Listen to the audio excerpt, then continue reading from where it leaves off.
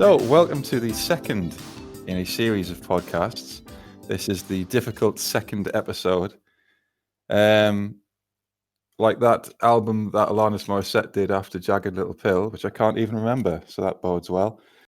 So, first of all, thank you to everyone who liked, subscribed, and viewed the previous video, 3 hours of me and John rambling on about our favourite armies.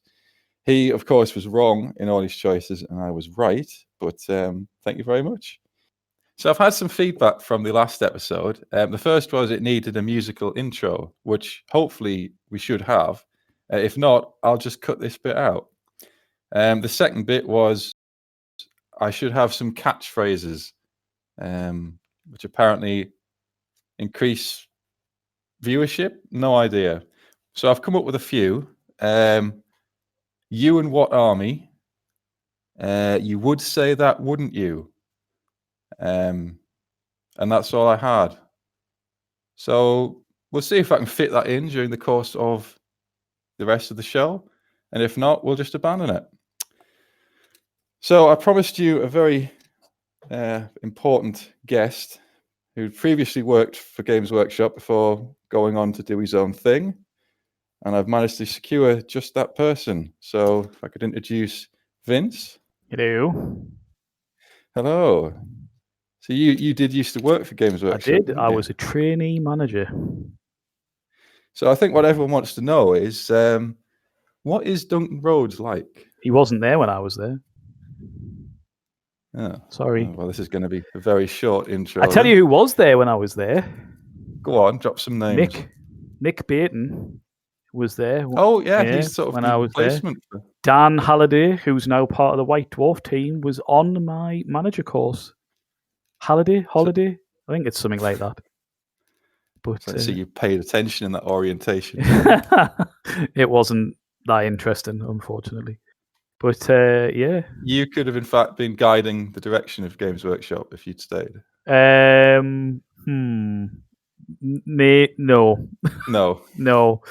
My ideas were a bit crazy for Games Workshop, I think, and they didn't like the fact that I kept calling them Space Elves instead of Eldar. Were you not taking it seriously?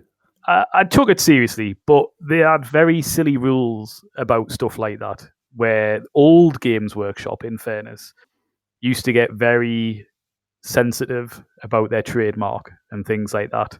So you were forbidden from calling Eldar Space Elves because Eldar and Elves were two completely separate entities. That is true. So calling them Space Elves was a big no-no. But I used to just do it because, well, I'm a rebel, as you know. Exactly. So that's why you probably had to part company with the company. No, I mean, I left on my own accord with a gracious handshake and well wishes, to be fair, for what I went on to do. I mean, we both know people who didn't leave under such friendly times. I'll try to get whoever that might be on this. Before we start on to the topic of the day, which is our top 5 favorite units, what's your slight background in the hobby? What's your favorite army? Favorite army? Jesus, that's a difficult one. Well, currently, not over. We're sort of a second top 5 there for going to favorite armies. Say, yeah. Are you playing anything at the minute? I am. So, in fairness, when did I start?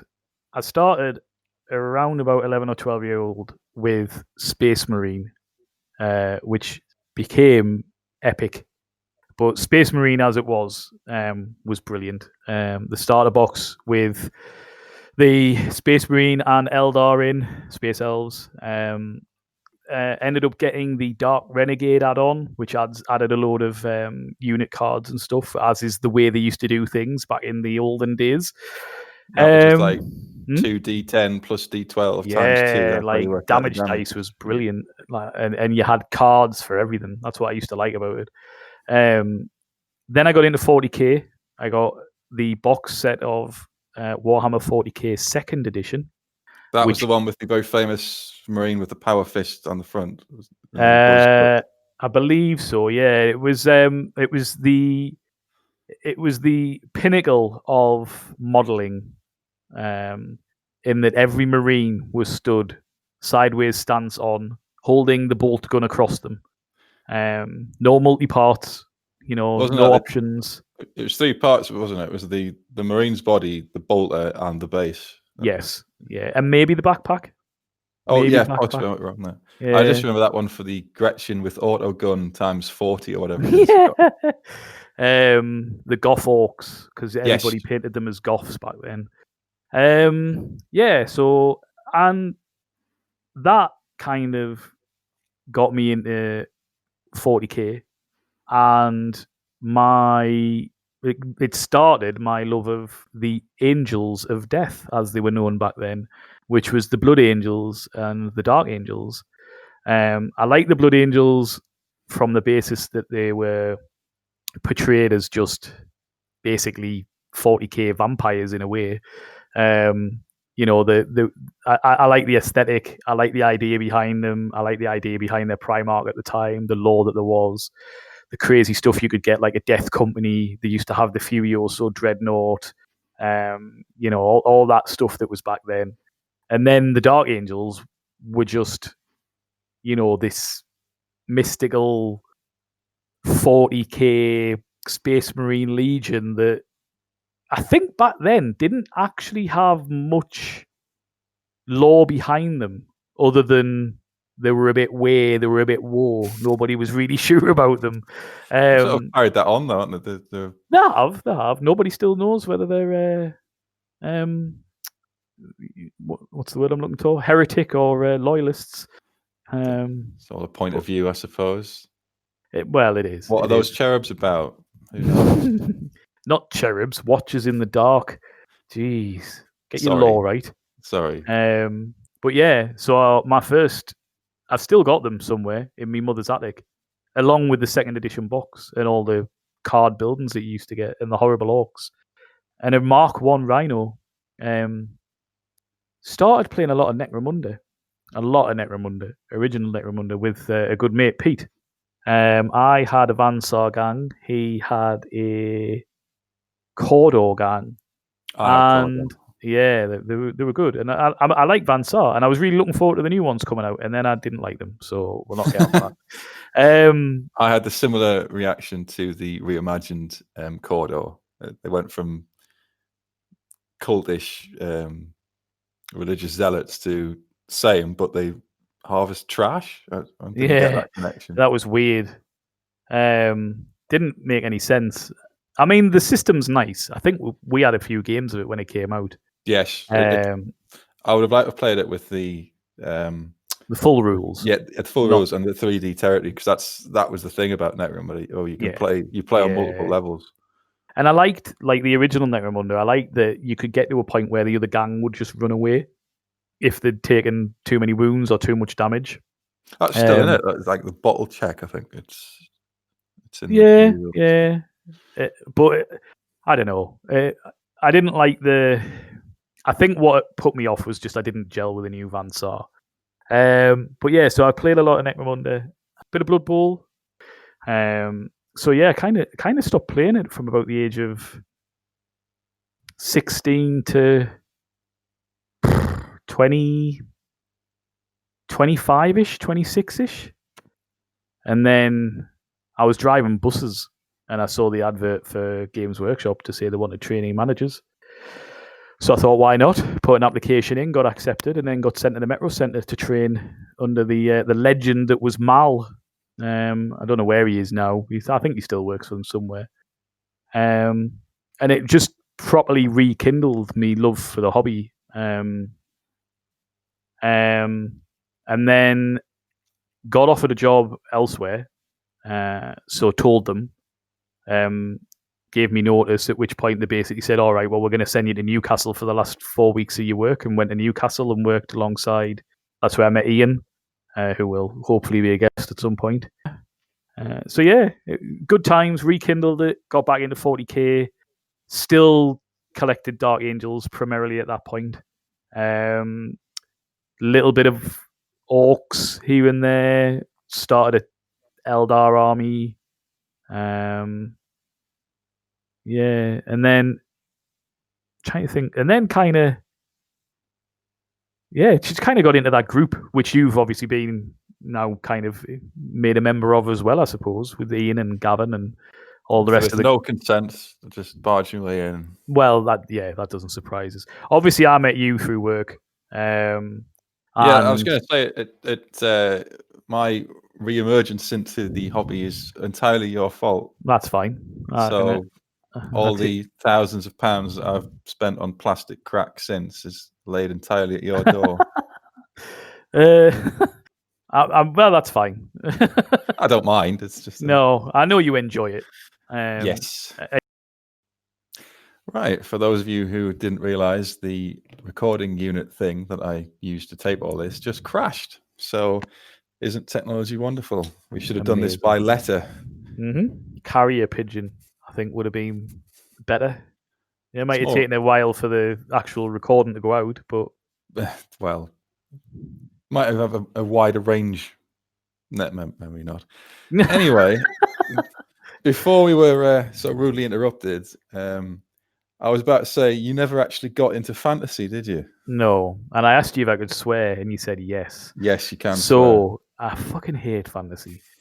But there is a reason for it, or at least I thought there was a reason for it. And I was thinking about this the other day, and that's what I was saying. So when you said you were going to get Duncan in, but you couldn't because he's got caught with all that cocaine. Yes. And then you asked me to come on. I was thinking about the games I'd played and the different editions and all the rest of it. And I was thinking, why did I never get into fantasy? Like I was trying to think and all the rest of it. And as kids, as we do as younguns, I used to be many moons ago in the Scouts. And funnily enough, that was the first time I played Warhammer Fantasy was at Scouts, and I must have been. Can I just stop you there? That we can't go into a deep dive, dark incident in your past linked to fantasy. No, this is. I'm telling you why I don't like it. Keep it light. Yeah. It is light. Don't worry. Right. So I was about 9, 10, I don't know, 11, somewhere around there, and we played a game of fantasy. I can't remember what the armies were. I can't even remember what edition it was. All I know is that the guy said to us, "Do you want to charge?" And not knowing the rules or anything like that, I was like, "No, I'll stand and shoot," which was the worst thing to do. And then the other player charged and basically wiped out my whole unit. And I remember just thinking, "Well, this is shit." And then I never got back into it. And even when I worked at Games Workshop and I had to know the rules and know how to play the game and all the rest of it, I would do everything I could not to touch fantasy. I hated it. I just didn't get it. I didn't gel with it. I didn't like it. It was the armies were bollocks. The fact that you needed fucking 40 zombies to make a unit that was usable, and to paint 40 zombies and get them to actually rank up because the models were wank and they couldn't fit together. Oh, it was shit. I don't think I've ever started a fantasy army ever. Like, not one. I'm gonna have to put out a massive apology to the High Elf Facebook page and the High Elf Discord group that I begged to listen to this podcast last week. I get it. So, don't get us sorry. wrong. I get it, and I can see the appeal of it. It just doesn't gel. Don't backtrack. For me. You're stuck with your opinion. Oh, I've got an opinion. Don't you worry about that. I've just told you what it is. It's a free speech zone. Yeah. It's all right. I've got some guests who are exclusively fantasy. I'm in talks with them, so it'll all balance out. I mean, Age of Sigmar. I like Age of Sigmar. Oh no! Moving on. Moving on. The topic of the day, I've written it down. It's the same as last week. It's not. Last week it was armies we have played, and this week it is top 5 units. I mean, armies you've played wasn't difficult. In fairness, was it? Actually, to list these units was quite well. It wasn't that difficult, but it was more difficult than armies I've played. My number 1 unit was instant. I knew exactly what it was. The other 4 took us a while. I had 2 nailed on, and then I had 2 which I had to think about, and the 5th one, it is a bit of a cop out, but I'm going to run with it. Fair enough. Do you have like some glorious runners-up or anything like that?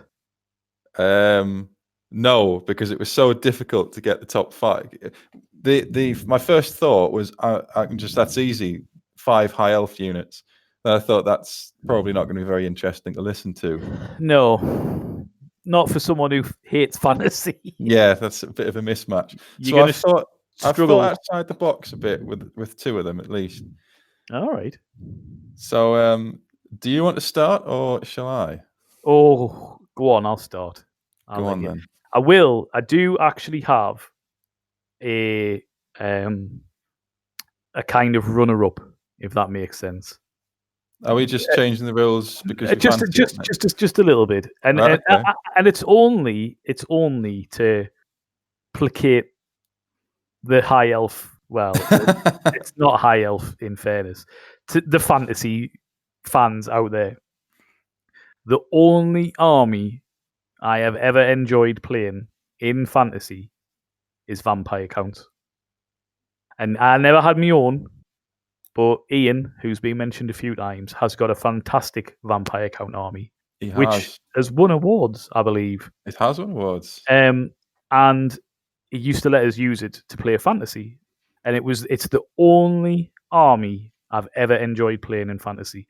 And the runner up, the unit that I almost put in my top 5 was the Terrorgeists. I suspected you were going to say that when you mentioned vampire counts. Yeah, because they're hilarious, but they're not. They're not.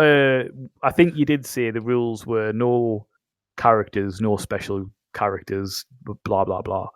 And I think Terrorgeist are technically a bit special. Like I can't remember what unit type They're technically rare, are. but no, you would be able to submit it because they Oh are not well, a character. but yeah, Yeah. Terrorgeist. I love them. I love the fact that they just take loads of damage. I love the fact that they've got a ridiculous elemental weapon. Not elemental, sorry. It's a scream. It's Yeah, but it's magical, it is. It's so it can kill anything. any of the rules that normally apply to shooting and melee just don't apply to it. So it's great. You Yeah. can shoot. You can scream into combat. It doesn't count as a shooting attack. Yep. You don't get your bonuses to leadership because it's not technically a leadership test. It's broken. It can fly. It can jump around the back of your units. You basically can tie up an enemy army's flank with one Terrorgeist as your opponent tries to not receive a charge in the flank or the rear or from a crazy gribbly. Well, I don't even know what it would be. Screaming at it's a mummified bat. It's a giant. It's huge though. Yeah, it's a massive bat. It's a giant undead bat. But screaming into combat is horrible. Yeah, and I loved it. The bit I didn't like about playing them, as you may have guessed, was the 40 zombies. I was gonna say, was it everything else? The vampires I liked. One of the only fantasy models I painted of my own accord was Conrad von Kurz, because he was. That's Conrad von Karstein. You've confused him with Who's Conrad von Kurz. Conrad Kurz is the Night Haunter from last week's episode. Yeah. Sorry. Conrad Karstein. He was brilliant. He's insane, isn't he? I love that model. Loved it, and I had a lot of fun painting it. One bat short of a belfry. Just a little bit, but a fantastic character. Like, again, Games Workshop, when they used to do fun units, things that were overpowered and were just daft. You could have fun with them. But yeah, anyway, moving swiftly on.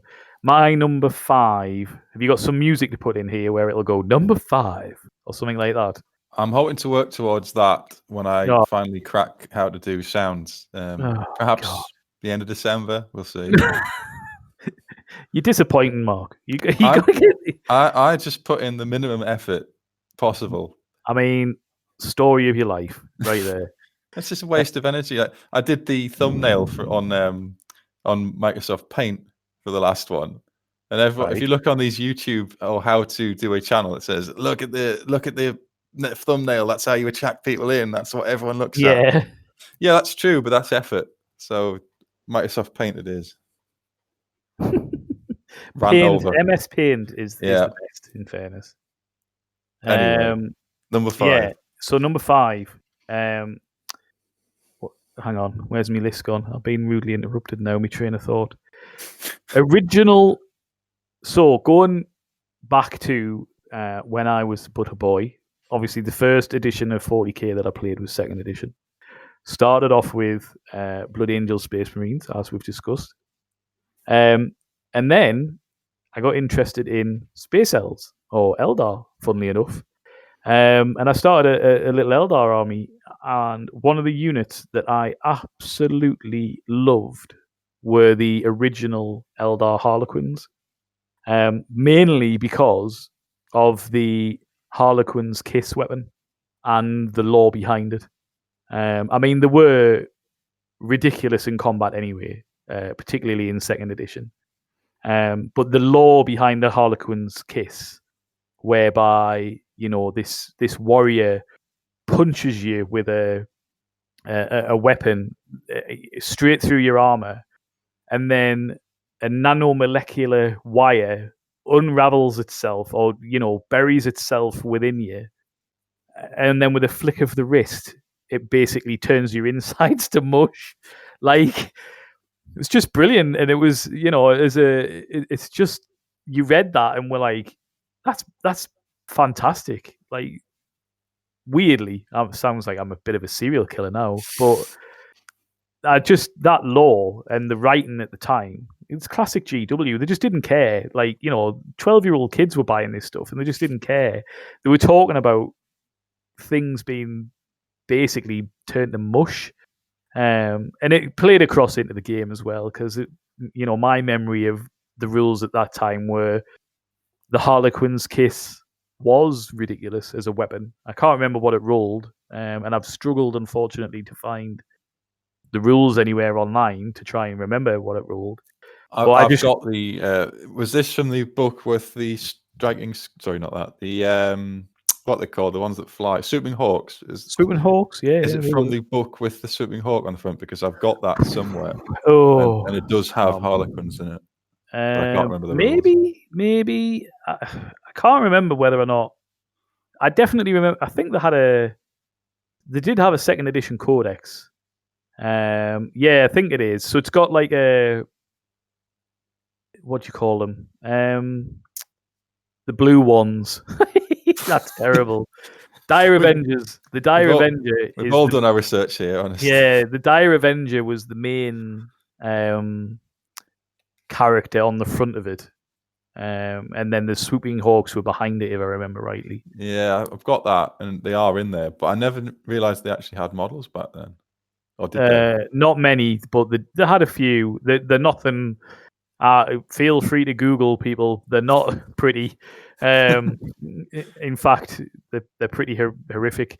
But yeah, it was just brilliant. Like, they made a bit of a comeback recently. The models are nice. The models are really nice. Supposed to be strong list. Or they were. I don't know if we've survived in. I'm not sure about in the 9th edition. From what I've read, the rules for 8th edition, Eldar haven't had a lot of love for a long time. They did in 8th. Did they? Have you ever played an Eldar? I didn't play 8th. I didn't play 8th, in fairness. They can stack Eldar. I'll not go into it. That's a rant. I think I have ranted about it last week. But, you ranted. That doesn't surprise us. That's just turned into one long rant.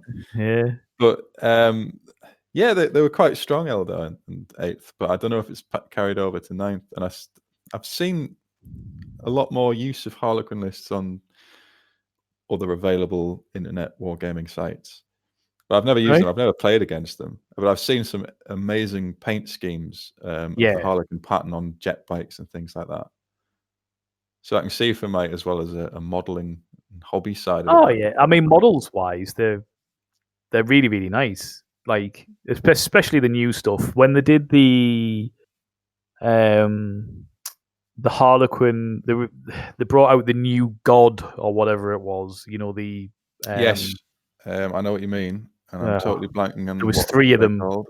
No, I can't remember. Aeneid or something, wasn't it? Yeah, Aeneid or something like that is, I think, how you pronounced it. But anyway, they released them, I remember, and they were better Like I remember the rules getting a lot better, and I remember that people, like you say, they started to become popular again, and all the rest of it. But yeah, like I don't know, recent Eldar, like everything I've heard, people have just been whinging because they just haven't. Shocker. Well, yeah, that it felt like they weren't getting a lot of love, and I'm pretty sure, other than those models that were brought out for the special books that they were doing. Oh God, my memory's totally going here. Static Awakening. Yes, Or before so that. it was one of the Psychic Awakening books, wasn't it, where they brought out the Ineid and all the other models. And I think other than them, and maybe a few new models for, like you say, for Harlequins and things like that, they just feel like they haven't had a lot of love for a long time. Like a lot of the models are still kind of like 6th edition, 5th edition time. Like your Guardians are awful, like horrid. But then that's your kind of standard troops, I suppose. If you look at stuff that mean Space Marines before they went to Primaris, that there wasn't a lot to them really. There wasn't anything new. But then you wonder if that's why. You wonder if that's because they were just waiting to bring the Primaris stuff out or what.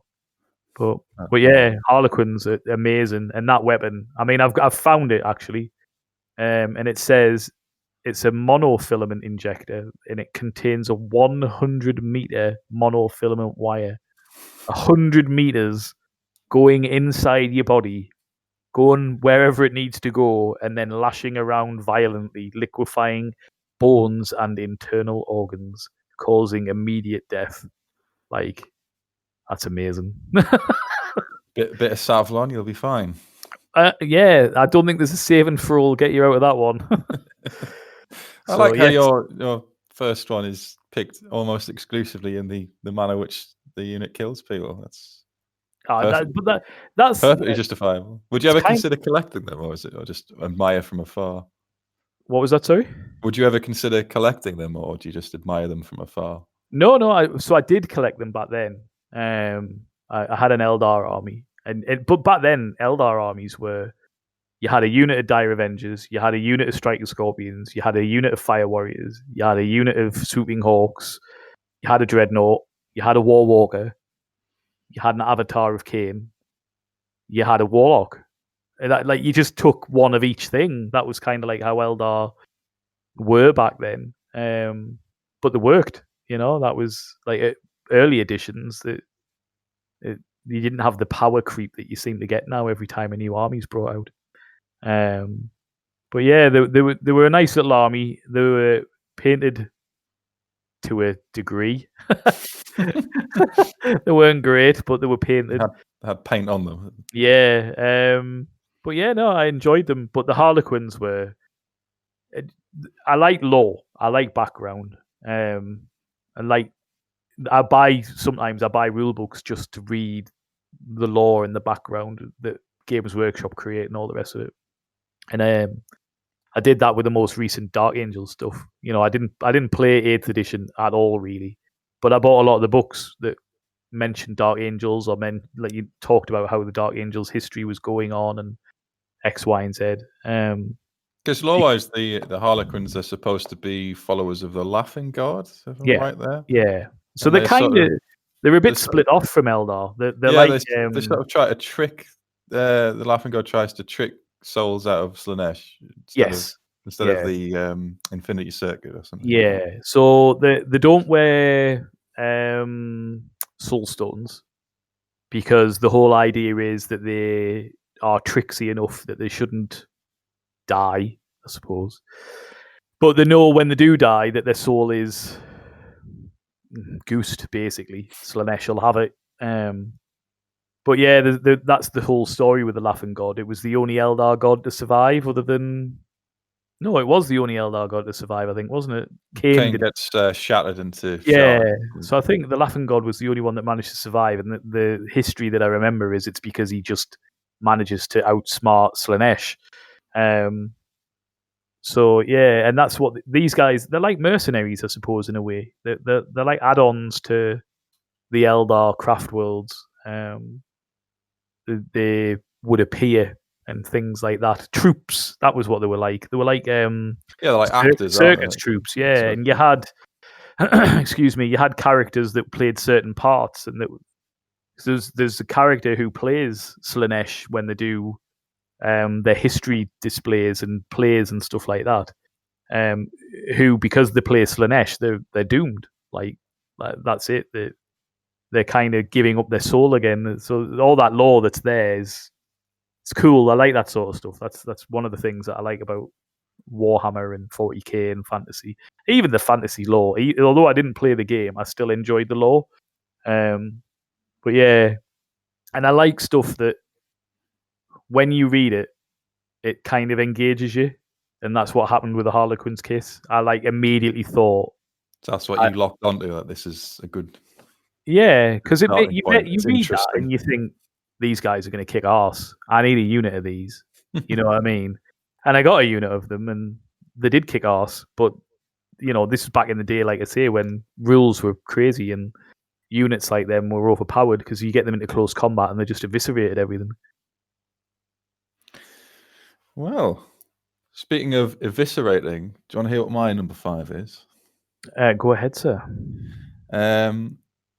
I wondered because I couldn't fill this spot, but then I thought a bit more broadly. So I thought I'm just going for a guardsman unit. Normal standard guard. Yeah, because in this Warhammer 40,000, it's all about. It's better be fantastic, Mark. It's all about titanic struggles and heroes, and the Space Marines turn up and kill everyone and save the day and all that. But the actual donkey work is done by normal humans.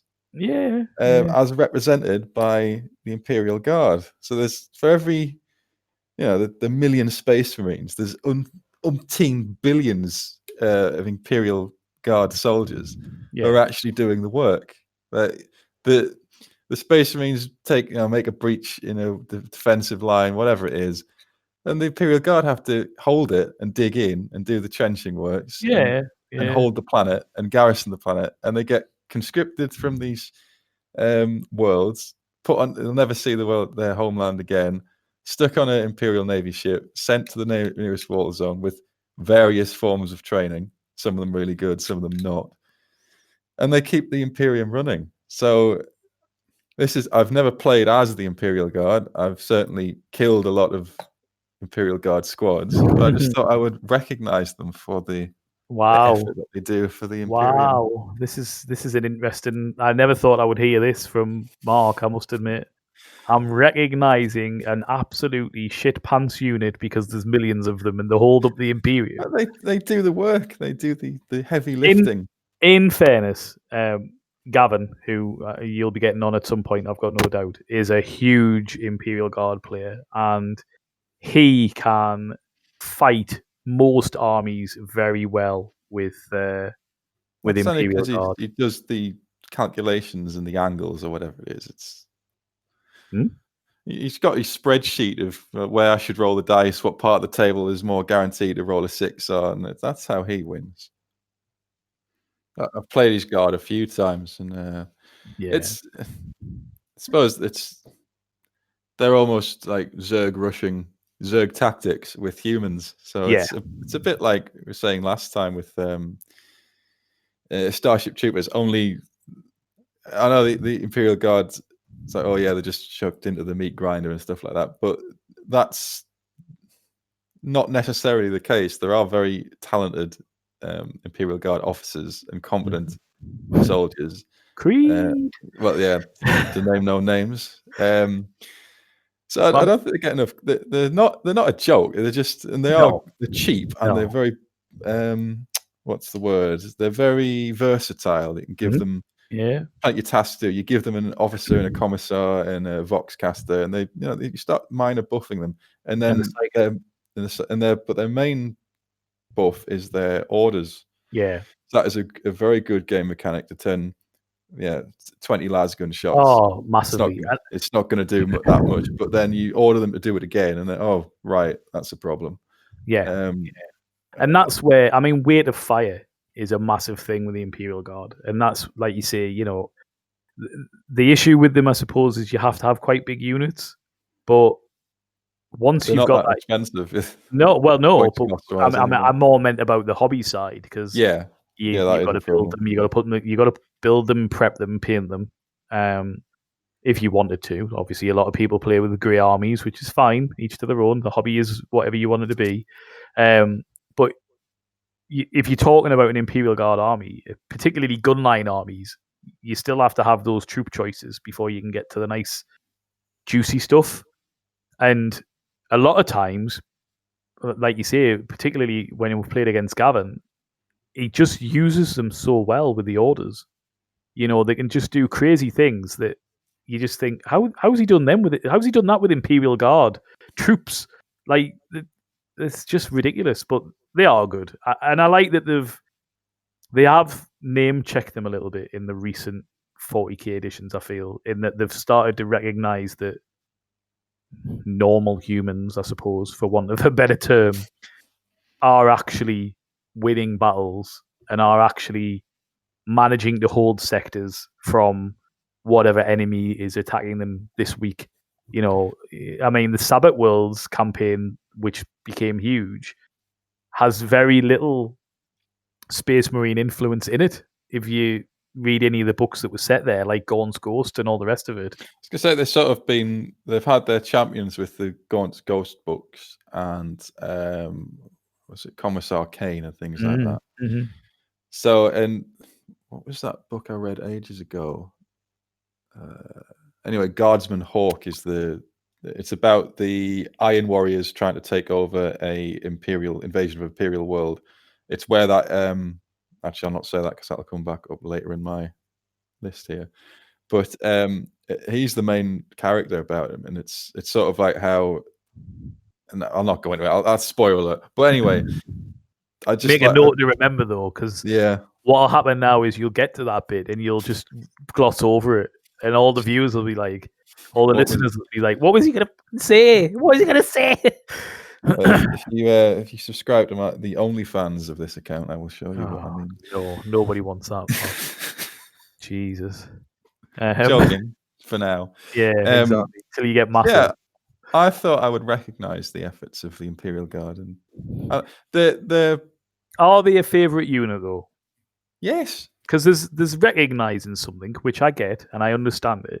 But in all your years of playing 40k and fantasy and all the specialist games, don't stop pitting this thread. Look, I couldn't think of a fifth one, and I thought of something because all the stuff you've played. I wasn't allowed to pick 5 high elf units. Fair enough. I mean, you could have. It would have been very boring, but you could have. Not to You've challenged yourself. I'll give you that. Yeah, give you that. But yeah, I do like them, and I like their variety. Like I like the Mordian Iron Guard. I think they're great. They should bring them back. They should be the standard plastics for the Imperial Guard when they get redone. Death Corps of Krieg. I did buy some World for £1 million. I did buy some Death Corps of Krieg basic troopers once. I think you bought 10, didn't you, for like £100 or something? I bought 10 for £40. Oh my lord! I started to clip them out of the resin. They started snapping because it's like tiny, very fragile trenching tools things. I got enraged and put them all in the bin. Yeah, £40. You may as well have set on fire. And I was glad to put them in the bin because it was so frustrating. Sounds like another hobbyist that we know who won't come onto the channel. No, he's already said. Moving swiftly on. Misery that he is. I like. I'm gonna have to do so much editing at this. You know, I would say to his face. Anyway, moving swiftly on. Imperial Guard for just to recognize them. I can say, to be fair, I did collect a small contingent of Imperial Guard, but we'll get on to that. But like you said, you always had to have troops. You always had to just have Imperial Guard troops as a troop choice, weirdly enough. And the Cadian ones were one of my... I always enjoyed their aesthetic. I like them a lot. They're quite old now as well. They are old, but I still like them. I still liked that they've kind of... The Cadian look has kind of become the Imperial Guard look, if that makes sense. Yeah, that's sort of like So almost generic now. yeah, so it's not, you say Cadian now, but it's not really what they are Well, anymore. Katie is gone, so Well, yeah, this is true. But no, yeah, I liked them. I liked that the models were nice. They were simple enough. But the big problem with them is it took them a while to get the balance right. I think with them, so you had a lot of players who just wouldn't collect Imperial Guard because Imperial Guardsmen just died well, because they yeah, were like it's very expensive. I think they're now focusing toughness more. 3. Yeah, they're now focusing on Well, that now you've got artillery these, army, isn't it? Tank yeah, army. like now you've got these crazy Karskin, not Karskin. What were the stormtroopers called that they brought out that they've tried to switch everybody over to? Oh, I can't think now. didn't they have a But book about Tempestus Militarum? Tempestus Scions, that's Tempestus them. Scions, that's it. Yeah, which is the new, because oh, Games Workshop, you're great. Games Workshop basically went through a process of trying to trademark every single name that they wanted to own. And obviously, Uh, you can't own names like Space Marine. Hence, now why they're called Primaris Marines and things like that. Astra Militarum, that's Yeah, Astra Militarum was what the Imperial Guard became, and then you've now got Tempestus Scions, and they're nice. I don't mind the models for those guys, but yeah, they're not as flavorful and I think enjoyable, to be fair, as Imperial Guard. So yeah, I can kind they'll of have it's just Tempestus, whatever they're called, Scions. stormtroopers. They whatever they are, they're like the elite. That's what I'm trying to get away from. It's just right. You've reached age of military service. There's a las gun. Go and defend that wall. I think it's Ian that, and he'll correct us when he comes on, but I think it's Ian that says that they're basically based on Russia. It's very much that World War II Soviet era, sorry, not Russia, Soviet Union. It's that very much kind of like, there's a commissar. You stood in front of the commissar, you pick up the rifle, whether there's any ammo or not, and you start attacking the enemy. And if you turn around, you get shot. And again, I mean, you can get into the history of GW, but you can see where all their influences have come from if you look into stuff. But yeah, they're cool. I like them. Well, it's my number 5, and I'm not changing it. That's fine. You're entitled to not change it. It's your My choice. channel, yeah, I can do It's what I want. wrong, but it's your choice. There we go. There's a mutiny first guest mutiny on episode 2. That's not really. I think it'll happen a lot, Mark. So my number 4, leave a gap for the number 4 jingle. There's not going to be a jingle. Oh, Don't get your hopes up. Jesus. Current Primaris Marines is my number 4. Wow. I Yeah, did so not see that coming. yeah, so specifically the most latest box set that came out, obviously for 9th edition. Jesus, I had a proper brain fart there trying to remember the edition. And there's one of the units that's in there. They've obviously, again, Games Workshop wanting to own every single name in the universe. There's one of the units that's in it, and I think, is it Intercessors or?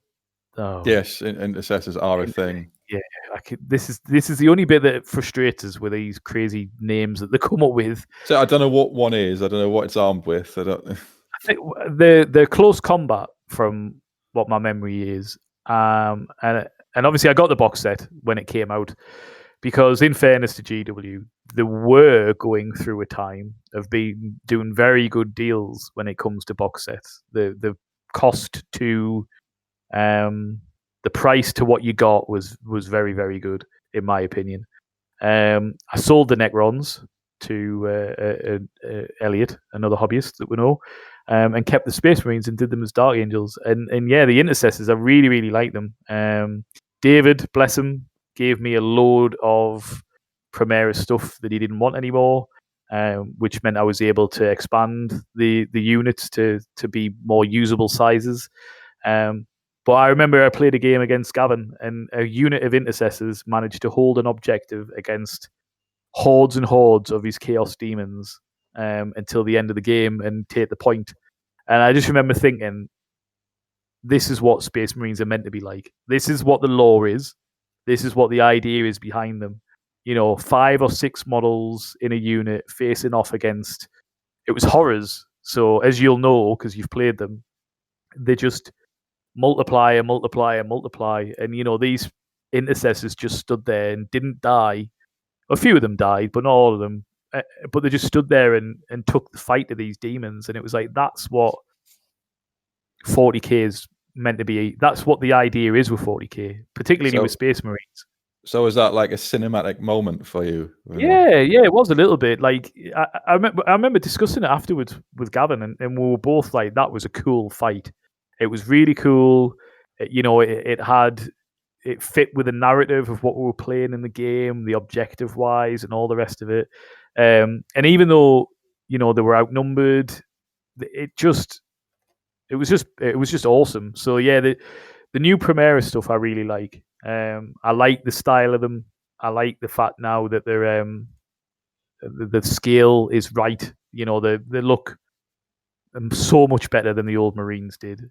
And I'm glad that they've updated the old Marines, if I'm honest, because I remember playing a game against Gavin with some Primaris and some, what they're called now. Well, I can't remember what they're called. Firstborn, aren't they? Firstborn or some bollocks like that. Yeah.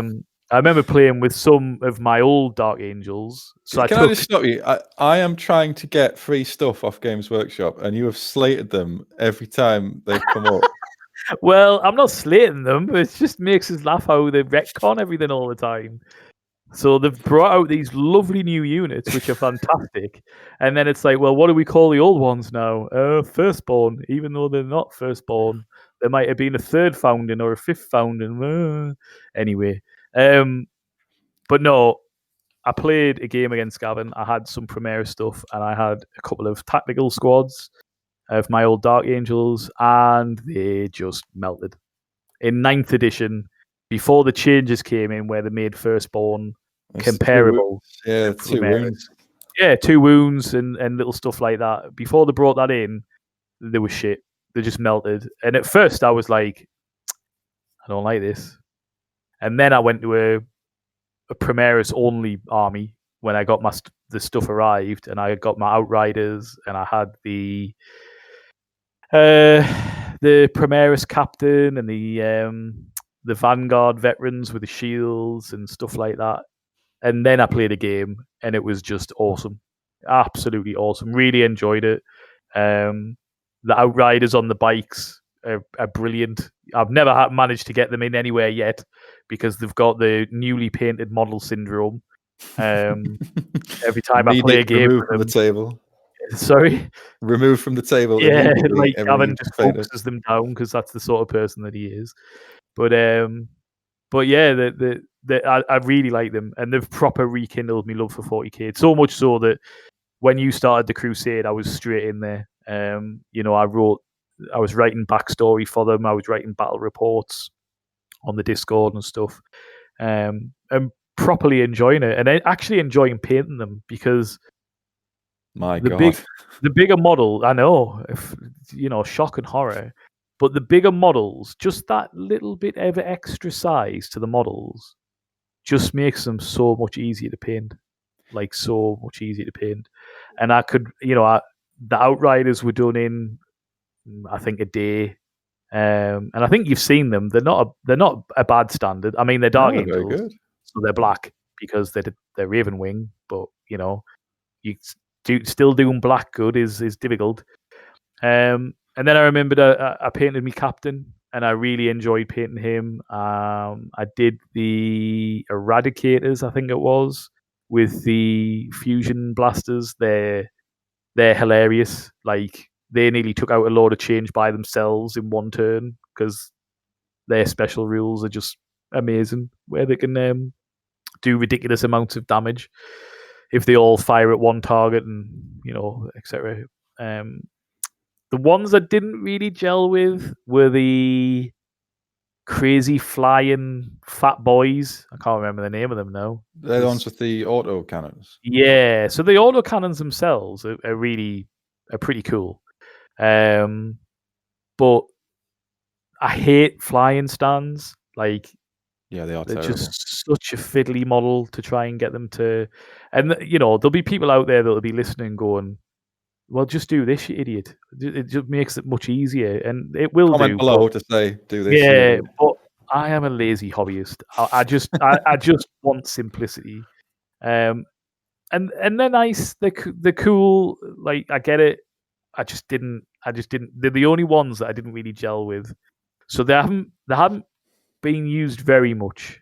I think my current squad, or crusade force, should I say, is the Primaris captain, the Primaris chaplain, the outriders, the intercessors, some eliminators, an impulsor, which I think is amazing. Another one that I had a lot of fun using in a game against Gavin. And I can't remember what else. There is something else as well, but yeah, just really enjoying them. Like the inceptors, that's what they're called, the stupid flying ones. What do you think about the lore? Because I think there's a big, or there was initially when they came out. I think people are just willing to overlook it now. But Yeah, people do like the models, and they are very, I the think. scale looks right. But the fact that we just happen to find tens of thousands of Marines that we just happen to have created thousands of years ago, just Yeah, this time. I mean, Belisarius Cole, obviously, he's basically the loyalist version of Fabius Bile. He's just making whatever he wants, isn't he? And he is the there's a term for it in writing, and I can't remember it now. It's like Mehrunes dagger or something like that. They've just had to shoehorn them in because they had to bring the range up to date. The old Marines were getting pretty dated in terms of they were the wrong size, they were the wrong scale. Games Workshop, in fairness, have gone. They're way ahead now in terms of how they design their models. It's all done computer aided design now. The detail that you get on models compared to what you get years ago it's just worlds. It's just leagues apart. Do you know what I mean? And there was stuff getting released that you were looking at it going, "That's absolutely beautiful." And then you'd see a random Marine squad and be like, you'd throw up in your mouth because they just look so dated. I think So they had a choice. They had to say, we are scrapping the old line of Marines, and from here on in, this will be the new Marine scale. Yeah. Which they would get a load of criticism for. Or they can say, here's an in-world justification for why the Marines now look like this, which they get a load of criticism for. So they can't really win. I mean, and to be fair, Games Workshop are never going to win with hobbyists because there's always something to complain about. No, it's just the way we are. When you invested in something and when you enjoy something, then you're going to be critical of it. It's just human nature. That's that overused word, passion, though, isn't it? Because if you care about it to be annoyed about something, or and don't get us wrong, there's people out there who go absolutely ridiculous, like the way they go on about little changes and all the rest of it. It's just not worth it. It's not worth your energy in life. Do you know what I mean? There's nothing you can do about it. It's not like Games Workshop are going to suddenly put out a note where they say, "Oh, sorry, Trevor in Dorset. We've read your post on wherever, and we're going to remove that rule because you don't like it." And to be fair to Games Workshop, they have just posted a £40 million profit. So what they're doing is working. And I think that it got to a point where it's like pulling off the plaster when you've got a cut. They'd gone so long just kind of trying to fix it and fix it and fix it and fix it that they just had to get to the point where they just ripped off the plaster and said, "Right, here's your new Marines." Do you think the Primaris will completely replace the old Marines, or do you think they'll? I think they will, slowly but surely. I think that's their plan. One, from a business point of view, it makes sense cost-wise, because why are you going to continue to produce what is essentially two Rangers for the same army one is an old range and one is a new fancy range. And I think in terms of lore, the way I understand it, the way I've written it in, they've written it in, is they're slowly converting all of the Marines to Primaris anyway.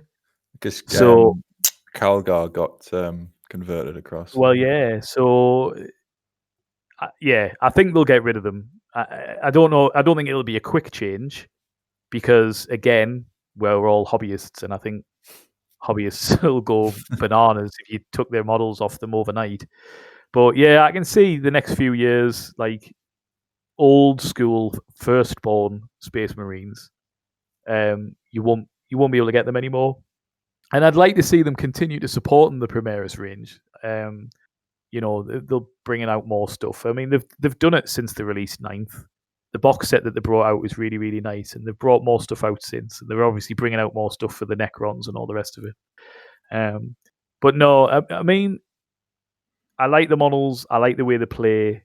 I like the rules set of 9th edition as well. And I think all of those things combined together just really made us proper rekindle the love for 40k, because I did not like 8th edition. The few times that I played it, I just thought it was shit. And I just didn't play it very much. And I know they brought in loads of changes in errata and FAQs and Psychic Awakening and blah, blah, blah, and all the other stuff as time went on through 8th edition, to the point that there's some people out there that have said it essentially became 8.5 because of the amount of stuff that they changed. But fundamentally, it was still just a bit meh. Whereas the new 9th edition just seems to play so much better. I mean, it's such a simple thing for me, but it's a realism thing, that the fact that you can now split fire for weapons is just game changing. Because it's ridiculous that a unit of Space Marines with eight bolt guns, a las cannon or a missile launcher, and then a flamer all had to use to shoot at the same target. It's you could just split fire in 8th. I know, but I didn't really. Oh, you didn't play it though, did you? I didn't play it, so. But yeah, I can't actually remember the rules of 7th, so. No, that's a long time ago now in a galaxy, way. But yeah, so current Primaris Marines, Intercessors, absolutely love them. I mean, any Primaris unit other than them Inceptor things, I'll probably learn to love them. I just haven't played them enough. And I think the first time I played them, I didn't really play them very well because I was getting used to the rules still. But yeah, they're cool. And to be fair, like you said there, kudos to GW, because it was a brave decision to make, in my opinion, to take what I suspect is your most beloved range, what you are most well known for throughout the world, and basically say, that's old, this is new, and try and bring that change in. I mean, I don't know if you remember, but obviously they kind of started dripping them in towards the end of 8th, where they were like, obviously all the Belisarius Call stuff and Rowboat Girly Man stuff came in. And you started. He made all their new guns and armor as well. So yeah, and you were getting small units of Primaris were being released. And then obviously with the new 9th edition, it was like, boom, here you go. Look at this. And to be fair, I remember us chatting in the Discord that we've got with Ian and Gavin and David and all the rest of it. And I think it was one of the only times that every single person in that hobby group said, holy shit, they are lush. And because there's always someone that normally goes, no, that I don't like them, or I don't like that, or I don't like this. But it was the only time that I remember in recent history that every single one of us went, they are really, really nice. Really nice. I think the high quality of the models and the rules is sort of people are willing to now overlook the iffy fluff for why they came about, or the reason why they came about anyway. Yeah, I mean, but fluff's fluff. It's like, at what point do you continue to be annoyed about something that you're not going to be able to change. You know now what I mean? never, because they're Well, now yeah, part of yeah. the story now. So Well, this is it. But no, so yep, that was my number 4, which I was surprised. No, not surprised. I was happy to see that it caught you off guard. it did catch me off guard. I wasn't expecting that at all. Well, my number 4 is the Empire steam tank from Warhammer Fantasy Battle. Fantastic. A brilliant model. It is. Yes, the model itself, especially the 8th edition model, it's brilliant. It's got the whole boiler, armor plated, steam cannon, lunatic engineer on the top. Look, the entire concept of it is crazy, and it's just like the Imperial engineers are just going. Well, they can't build any more of them. They're all designed by that Leonardo di Maragliano, I think. Yeah, he's the name equivalent check of Leonardo da Vinci. Yes. So Yeah. he made them, but they don't know how to build anymore because he was such a genius, so he was so mad that the systems, they can only replace them, and they don't know how to build any more of them. So I think there's 12 or 14 of them. And it's just the idea that you strap a steam boiler onto a lot of armor plates and say that's a good weapon of war, and it works, and it's really good in game. It's unbreakable. It's got its own little it works on a steam point system. Yeah. So you've got to say how many steam points you're going to risk generating in the boiler, and then you roll a misfire dice, I think, and then if you misfire, then the boiler's had a problem, and that creates a lot of problems. So there's sort of like a mini game to get the thing to work at the start, and as it takes more wounds, there's more likely it goes wrong. So there's that element there. It's if it charges into combat, it's going to wipe something out because it's so strong, and that conversion of the concept of it into the rules of the game is brilliant. And it's just I've played against them a few times. I've never used them. But it's like, what the hell am I supposed to do with this? It's got 10 wounds. It's high toughness. It's got a 1-up armor save. I think the only time I've ever seen one get killed was with a ridiculous cannon shot. Well, cannon will still go through it. Yeah. Especially with D6 or the lower metal. That's good because it's got a 1-up save. So because wasn't there a thing with cannons where if you guess the range exactly, you get like bonus damage or something ridiculous? This just shows how little fantasy you play, because in 8th you don't guess range. Oh well, there you go. You can measure it. But yeah, if a cannon goes through it, it does D6 wounds. Yeah. So but it's got 10. So I think it's one of the few things in the game that can take a cannon shot and still survive. If you roll a maximum 6, it can still survive that. And it's got its own cannon to return in. So it sort of sums up the Empire. The Empire is it's got the technological know-how, and it just runs with it. And these crazy people can come up with whatever they want and try to get it to work. Because the dwarfs are like, we will not use anything unless it's been tested for hundreds, if not thousands of years. They're very skeptical about converting from crossbows to gunpowder, which they still haven't completed the crossover. So, but the Empire is totally unrestrained with that. They can just go off and do their own thing. Yeah. So their war machine is they came up with a tank. So it just sort of sums up the Empire, and it looks great. The whole design of it it's got that Empire look to it. It's all decorated with the Imperial coat of arms, and it's dedicated to Sigmar and the Emperor. And it's they've even gold filigreed a tank. I love it. I love that model. I love the rules, and it's no, I can see that one. The standard 2 steam tank list, which is it's a bit of a power gamer move, but I've got no problem fighting it.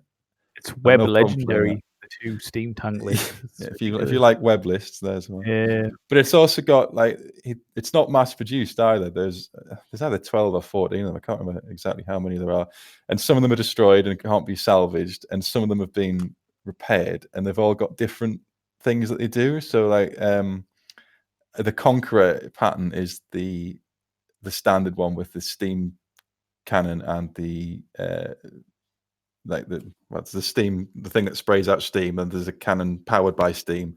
Yeah. But there's also like there was the one with the essentially the war wagon thing stapled to the top of it. So yes, it's a steam powered war wagon, and there's ones that have got no guns; they just ram into things. And yeah, they're great. I mean, I think they only released one model, but there was some fantastic, conversions that got done over the years. yeah, the older one, if you remember the one from, I don't know, it's 5th or 4th edition, but it was tiny and it was like the man could barely sit in it. So But wasn't that the one where he was like kind of just sat on the back of it or something like that? No, it was like it was a small box thing, and then his head was his head and body with a sword was poking out the top. But I think I found his body must have been taking up the entire inside of the tank because it was tiny. Yeah. But that was the one that featured in Dark Omen, if you remember that game. Oh god, that's a long time ago, crikey. But they're in Total War, Warhammer, Yeah.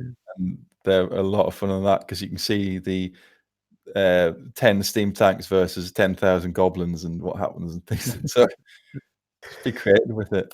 No, they were a good unit and they were crazy, like you say. And I think again, it kind of go back to what I was saying earlier about when Games Workshop rules designers and unit designers just, they just had fun with it rather than being a bit too prescriptive. And they nail it. Occasionally, they just nail it.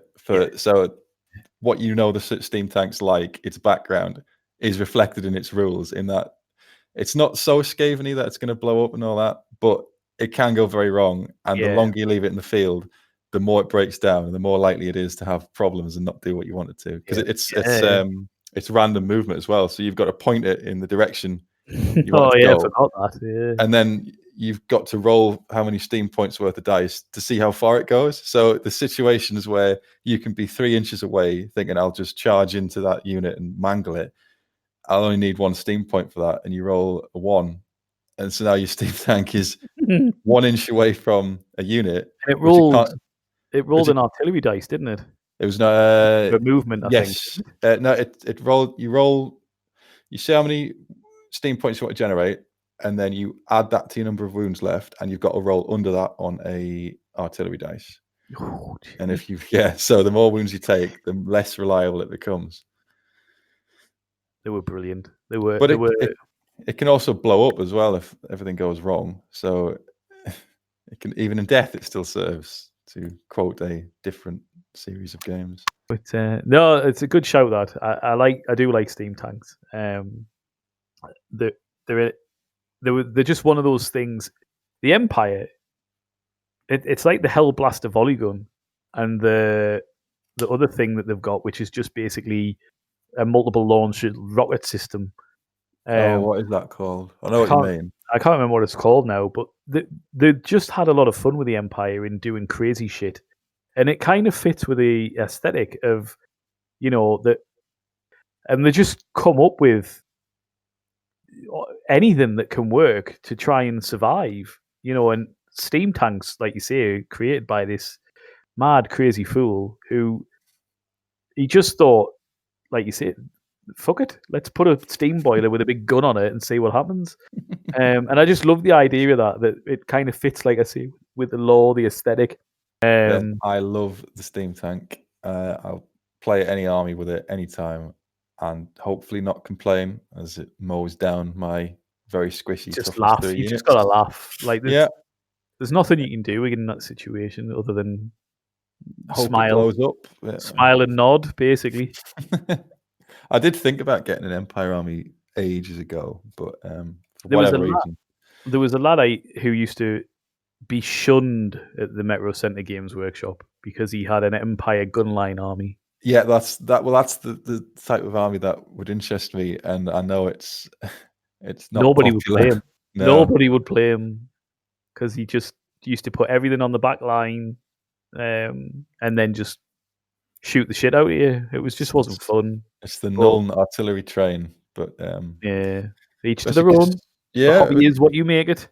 Well, I don't mind playing superpowered lists as long as you're aware that that's what you're playing, and like Yeah. bringing a superpower list to a casual setting without telling your opponent beforehand is a bit bad.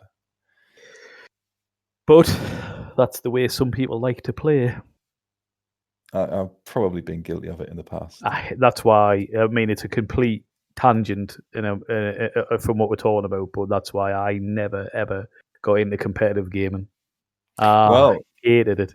I have arranged to speak to someone about competitive gaming well, there you later go. on, so we'll have an entire episode on it. Spoilers. Spoiler alert, yeah. Mm. Like and subscribe for more. Number 12, if you finish, sorry. No, yeah, that was me. Just Yeah. the whole. I think that the Empire almost summed up technological progress, advancements, pride, and they're really, really strong. Yeah. They're a good army. Or they are still a good army. For those that still play 8th edition, and obviously I don't know what they're like in Age of Sigmar now, but I know. Moving on. Have they become Cities of Sigmar or something? I don't know. Like that, I don't know. Yeah, because I think Ian's. I'll let him talk about when he comes on, but you'll have to remember to ask Ian about his Cities of Sigmar army. Oh yes, that's good. Very Yeah, nice. I've seen Very his nice. what he's done with them. But yes, so number 12 in my list of top 5 units, and it's a bit of a strange one because you can only take it as a unit, I think, in later versions of 40k. But it was the Lehman Russ Armored Company, and you used to be able to take one command tank and then platoons of 3 Lehman Russ tanks at one point. And to be fair, it's because I love the Lehman Russ tank. Like, it's so you just went whatever the most Lehman Russ you can get in a unit. That is yeah. Well, before I left GW, back in the day, you used to get 50% discount as a staff member. I don't think they get that now, but that's what you used to get back in the day. And you used to be able to get a Lehman Russ Armored Company box, which was 10 Lehman Russes in a box. Was this the Armageddon thing, or is that different? Yeah, probably around about that time. I think Armageddon just came out before I left, because I remember getting the Armageddon backpack. So yeah, that makes sense in fairness. Everyone had them at one point. I remember The that. brown ones, yeah, with the Imperial Eagle on the back, or the Chaos symbol, which nobody used. But yeah, so before I left, I bought a box because instead of it being £90, £100, something like that, it was 45, 50 for 10 Lehman Russes. I've got no idea what happened to them because I didn't build them all. I remember I built one or two and I painted one. I've got no idea what happened to them. God knows where they're at. Probably in my mum's attic. But yeah, I just love the Lehman Russ tank. As you were saying earlier, funnily enough, about the Imperial Guard, they just take this tank, which it's basically a T-34 or that sort of era. It's made in mass numbers because they've got an STC for it. It's simple to make, and it's they can modify it. You can have a battle cannon on it. You can have plasma cannons on it. You can have las cannons on it. You can have sponsons on it if you want. You don't have to have sponsons on it. You can put bulldozers on it. You can put extra armor on it. You can put hunter missiles on it. There's so much you can do to it. They're just brill, and I really enjoy the idea of them. And I was talking to Gavin about it the other day, funnily enough, because I was and ahhing about what units I was going to pick, and we got talking about the Lehman Russ, and he was saying a similar thing, that he loves the history of the Lehman Russ. He loves the lore around it. Obviously, why it got called the Lehman Russ tank. Why is that, for anyone who doesn't know? So it was discovered, like myself. So the STC for it was discovered, let me get this right, during the Great Crusade. Can't remember the planet, but I remember that they'd enslaved the people on the planet. The civilization on the planet had enslaved the humans that were on the planet for years, millennia. And the civilization, whose name I can't remember, were crushed by the Space Wolves. And when they recovered the STC, they named it after the Primarch because they were the ones who recovered the STC from this civilization. Ah. Hence why it's called the Lehman Russ. Um, and they're just brill. Like, you know, you'd see people put Lehman Russes on a table, and you know they were just going to have fun with it. Imperial Guard players, they're just brilliant at what they could do. You'd have pintle mounted weapons, you'd have sponson mounted weapons, you'd have the battle cannon, which, I mean, back in the day, the battle cannon was ridiculous because it was so powerful for what it was on a pretty cheap tank, really. That was the issue with Imperial Guard spam. Like we're talking about the Imperial Guard soldiers, the amount of tanks they can put out. Oh yeah. And you can give them tank orders and all I that mean, as well. off the top of my head, what did you have? You had the normal Lehman Russ. You had the Annihilator, which I think was the one with the las cannon. You had the Conqueror. You had the Demolisher, which had the crazy, ridiculous short-barreled oh yeah, cannon in it. What's the one with the massive plasma gun? That's the Eradicate? No, Executioner, I think, was the plasma. Right. Yeah. Yeah, so the Executioner, I think, was the plasma cannon. Then you had the Eradicator, which was the Nova cannon, I think. And then there was another E, which I can't remember now. And then there was the Incinerator, which I think was the one with the flamer. No, was it a flamer? No, the Incinerator was the one that they brought out for 30k era, and it's a Forge World one, and it's got one of them crazy Volkite things on it, if I remember rightly. That would make sense. They haven't transferred across much to 40k. The Punisher, which was the one with the crazy Gatling cannon on it, that was hilarious. Yes, I've played against that. That's and that's then a fun one. You had the Vanquisher, which was essentially it was like the T-34, but the T-34-85, because they basically just put a big cannon on it, a big massive cannon on the top of it, and made it better in every way because it got the Vanquisher cannon. And they're just brill, and they're so easy to paint. Like really loads of flat sides, but loads of detail if you wanted to. You know, and I mean, I like history, and I'm looking at the stuff that's gone in the past with the wars and things like that. Modern history, obviously, but I liked the fact that you could have an armored company and you could have the HQ command tank, and then you could do what you were saying before, and you could put the orders in there, and you can have the comm units, and in the game they were a lot of fun. They were very well, as I've said, they were very versatile. You could do so much with them. But then in the lore, in the stories, you know, the stuff you could read about Lehman Russ tanks that just did everything. You know, they could take cities, they could just annihilate the enemy. They're just brill, just a lot of fun. And again, it went back to that classic thing about the Imperial Guard. You know, that it can run on any type of fuel. It does, like, it can run on anything. That's written into the law. It can run on anything. There can be, you know, they've got life support systems. They've got generators inside. The only thing that they never put in, which I was really disappointed about, was they never ever put in that little hint in about the fact that they could have a boiler for cups of tea or whatever it would be called in 40k.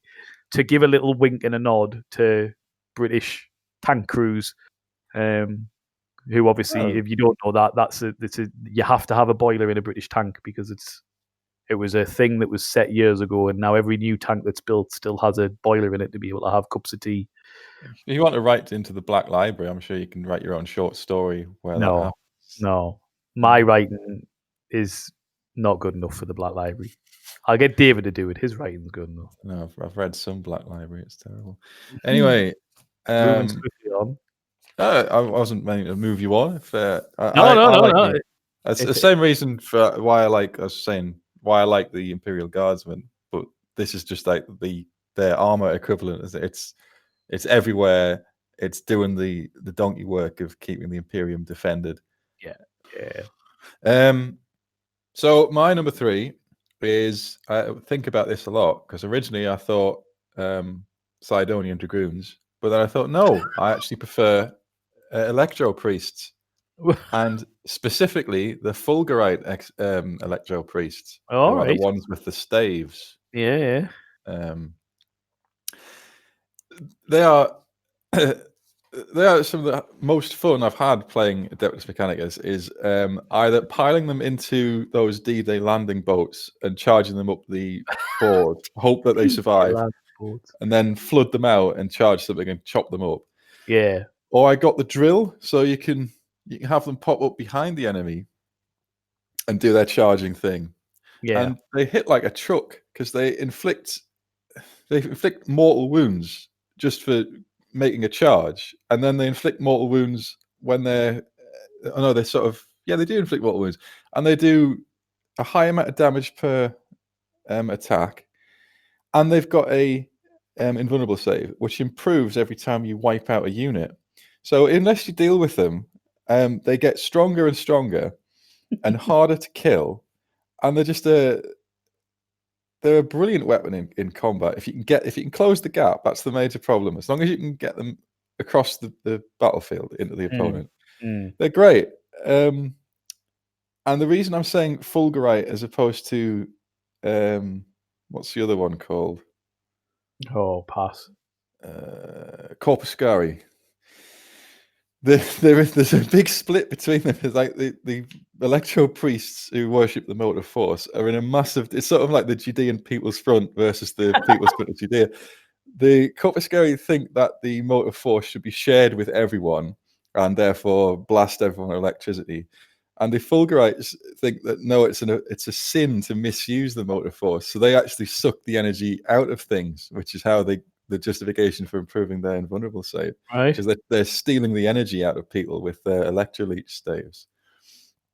So still, even again, linked into the Adeptus Mechanicus being such a mix of different things and things that don't make sense and things that have been disagreed on. And it's like the basic of it.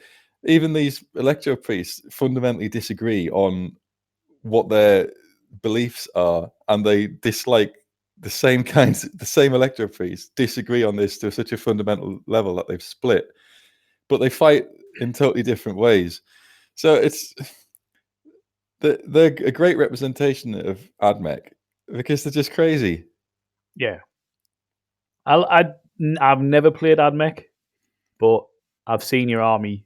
I like your army a lot. I think it's a really nice army. Obviously, it's one of the few armies I think that you've painted to completion almost.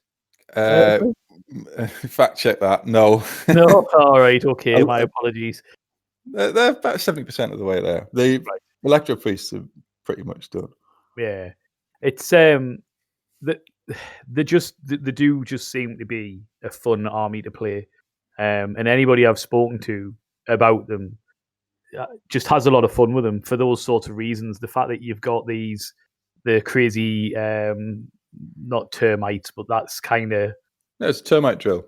Is it a termite drill? Is it? Because that's what it used to be back in the days of Space Marine and Epic. Funnily enough, you used to be able to get the moles and the termites were the smaller ones, and the moles were the obviously much bigger ones. And yeah, that they're fun for that exact reason because in essence, it's like a deep strike, isn't it? But it does give you a deep strike. And as a way to deliver these things, they're great. Yeah, because it's really well armored as well, if I remember. So it doesn't blow up easily, which means anything that's inside it's obviously quite well protected. But yeah, I know you've kind of waxed lyrical about them. Just AdMech in general, in fairness.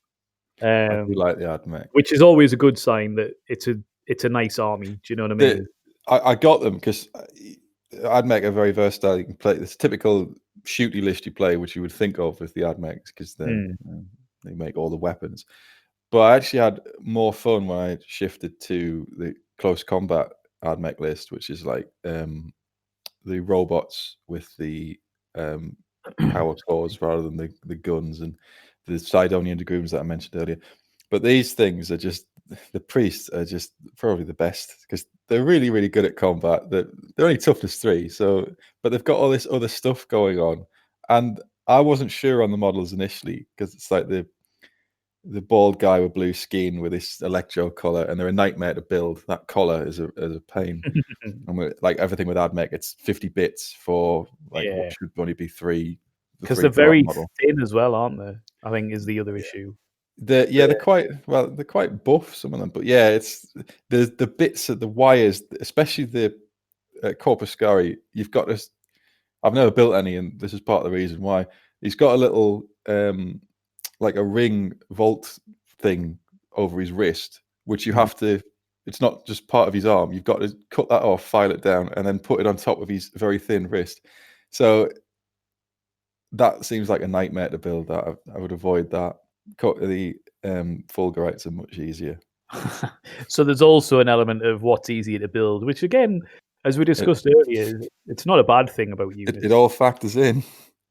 If that's the deciding factor on which one you want to pick, what you're going to less likely to throw out of the window or in the bin, like I did with my Imperial Guard. I wasn't going to mention it, but you mentioned I'm it. Over it. I'm over you're it. Not, you're clearly not over it. That 40 quid could have bought me. Never mind. But yeah, again, great model. I've come to really like the model. I know it was iffy at the start, and some people don't like them, but I like them. And again, with the AdMech, as I was saying last time, this fits in no problem with Cowboy Skitari, B-Root movie robots. Cowboy Skitari. Everything it still fits in fine. The umbrella of Adeptus Mechanicus is so broad and welcoming that nothing looks out of place. I don't think, anyway. And this is a component of the army. Like it's a deliberate choice to say I'm not going to do a shooty army. I'm going to do a close combat army in a faction that aren't particularly well known for the close combat, but they do have these specific close combat unit. As it turns out, is pretty good and is a lot of fun to play because they can hold on in the old 8th. I've not played AdMech in 9th, but I assume it's the same. There's a stratagem which increases their invulnerable save by 1, so you can get, if you kill enough, if you wipe enough units out, you can get and play that card. You can get their invulnerable save to 2 up. So you just, especially with this new objective-based style of gaming, which I have my issues with in 9th edition, you can park them on an objective and you can't move them off because two up wards invulnerable save, and then they get a 5+ feel no pain as well. Right. Because they just that full of electricity, I suppose. Injuries don't really bother them. So they are so hard for a toughness 3 unit. They are so hard to shift if you line things up right. If you kill them before they've charged in or before they've wiped anything out, then they're not as good. But when their buffs start coming on, they become quite difficult to shift off. And it's a lot, they're better when they charge. But you've got to invest a lot into getting them off objectives. Because like 3 up, 2 up invulnerable save, 5+ feel no pain. Try getting rid of that with anything less than, I don't know, a Warhound Titan. I think you got a bit far there. Warhound Titan. But it's going to soak up a lot of firepower. Yeah, it'll be easy to wound, but they should make quite a lot of saves. Yeah, I suppose. I mean, you had us with what you said earlier. You've gone a bit off kilt now, mate. Okay, am I losing you? Yeah, you're losing us a little bit there. But no, I mean, I've never played them, to be fair. So I can't I can't give a full opinion on them. I'm just aware of like what you've said in the past and stuff like that. But I do like the models, and like I say, you've waxed lyrical about them. You really love them. And they fit in so well with the fluff of the AdMech. They are a particular subsect of worship of the machine cult, in that they worship the machine god's aspect as the motive force. And you've now got these warrior priests who are, they've actually made this spin-off subgroup of combat monks, and it all gels with the rest of the army. It's so well done, in my opinion. Anyway, whoever's in charge of directing the Adeptus Mechanicus's vision or grand outlook or whatever it is, I just think they do a really good job. And this is sort of the standout. I'm surprised when I was thinking about it, it became obvious which ones I liked the most. I mean, the B movie robots are great, but just for what a crazy idea this is, and the great in the fluff and the great in the game, and well deserving of my number 3 point. Yeah, definitely. Yeah. Well, coming totally out of left field for my number 2, Blood Axe Commandos from 2nd edition. Now, I don't know if you Younger remember viewers may not know what that is. No, I don't even know if they still exist. I'm sure they do. But they I started to collect orcs in 40k purely for the fact that I wanted Blood Axe Commandos. I love the models. If Google Blood Axe Commandos and it's spelled with a K. Say it's spelled with a K. Yeah. So, but Google Blood Axe Commandos, and you're looking for there's a set of models that are just horrific in today's standards. But back then they were absolutely fantastic, and I loved the way they worked. I loved the lore behind them. That they were so obsessed with the Imperium that they copied the Imperium's way of warfare. And your commandos basically learned everything from the Imperial Guard and took it from there. And the other bit about them is that they used to steal Lehman Russes and do them up as their own tanks, and that was in the lore. That was in the game as well. You could actually get a Blood Axe Commando. I can't remember what they called them now, but they were like looted tanks or something like that. I think they're still in. Or probably. Orc players correct me, but I'm sure that concept's still part of it. Yeah, but no, I love them. Absolutely love it. It probably stemmed from I was my dad was in the army, so I was an army brat, and the way they were painted when they came out was they were painted in camouflage, basically. So they had fatigues on. A lot of people painted them like the green, brown, black camouflage colors that you used to get of armies around the world at the time. They all had the little woolen hats that they could have. They just look fantastic, and I remember when I played them, they were brill. You know, they used to take advantage of the few rules that were around back then for sort of flanking attacks and stuff like that for in 40k, where you could not it became deep strike, but back then I think it was called something else. I can't remember what the hell it was called back then, to be fair. But yeah, they were fantastic. Absolutely love them. One of me, second favorite models. Just brill. Like I'm looking at pictures of them now while we're sat here, and it's making us just go silent because they're just hilarious. They're just ridiculous in today's world. Like the models are just mental. The leader, the sergeant's got a pair of binoculars around his neck. It's just, But again, it's probably comes from. That was when I got into it all. That was when I got into the hobby, and it's probably just probably just remembering what they were like, in fairness, and kind of the joy that you had when you were young and you didn't care about the crap that you worry about as an adult hobbyist, like rules and erratas and all that crap. You just play the game because you like the models. And I assume they have the 2nd edition bright paint scheme then. Oh yeah, of course. The picture I'm looking at, their backpacks are bright tan brown. Their fatigues are bright red with black patches. Their skin is goblin green, and the bases are painted I'm gonna guess scorpion green, and they've used grass flock. So Well, that is the only way to base. indeed, absolutely. But no, they were brill, and I remember I had a unit of 5 of them, and it's just great, absolutely great.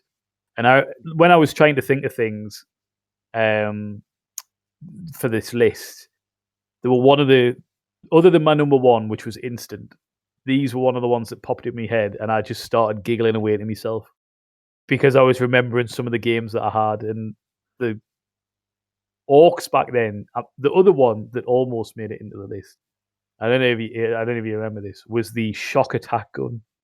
Yes, I do. That's still in the game as well. It is still in the game. I don't think the lore now is as hilarious as it was back then.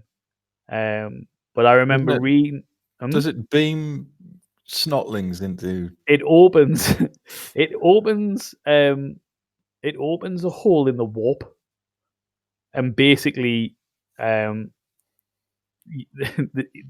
the operator, the orc operator, has a backpack full of snotlings, and when he pulls the trigger, if I remember rightly, it will open up the portal in the warp, and basically the snotlings just get pushed into this portal, and the other end of the portal is hopefully wherever the mech boy is aiming at. And I had one in my orcs.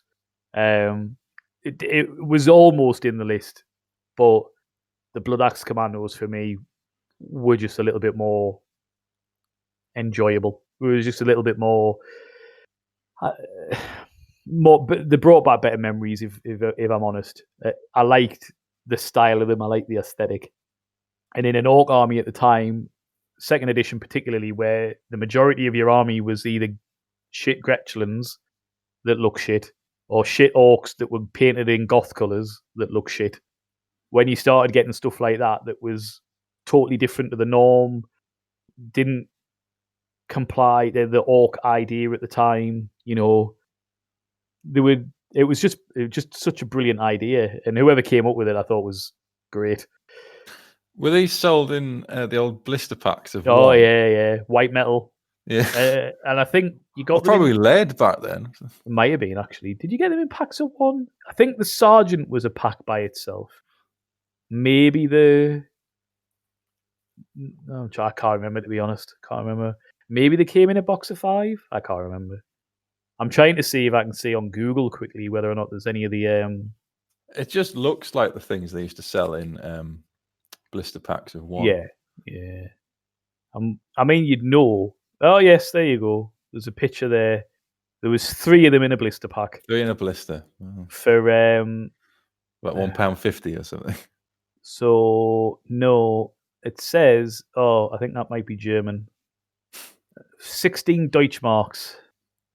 I can't do the conversion.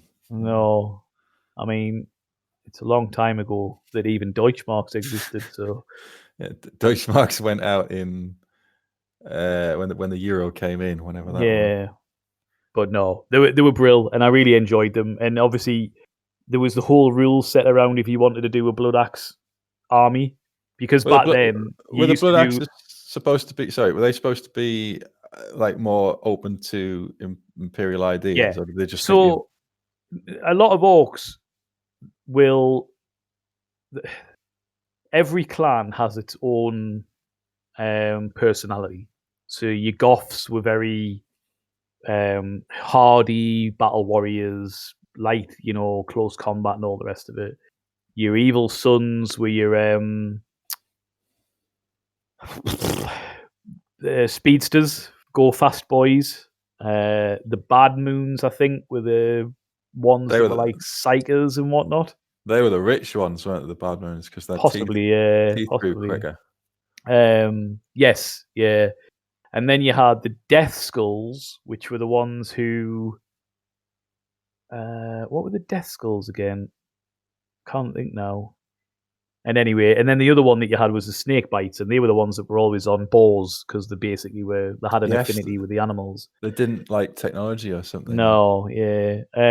But the Blood Axes were they basically just had more experience with the Imperium, and because of the extended exposure, they just picked up loads of human tactics, like using camouflage and stuff like that, looting Imperial vehicles, and weirdly, if I remember rightly, I think it was written in that Blood Axes didn't trust other Orc clans because they'd got so used to being with humans. So they used to trade more with humans than they did with Orcs. So maybe it was just the fact that I didn't want to play Orcs and I wanted to play a different version of Space Marines or something. But yeah, they were brill. They were a lot of fun.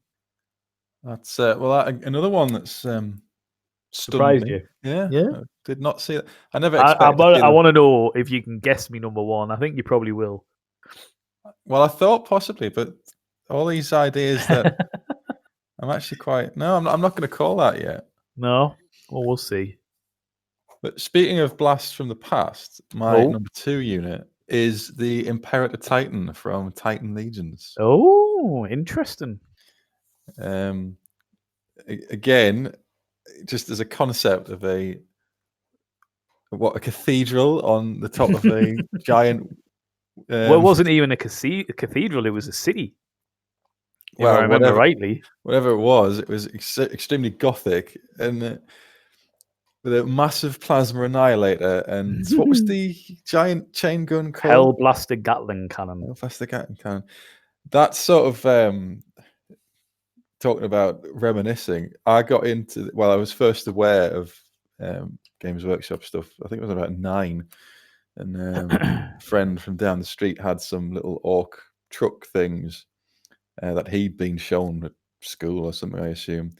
And then he got Titan Legions after that, so that was epic. And then he got the box set Titan Legions. It must have been for Christmas or something.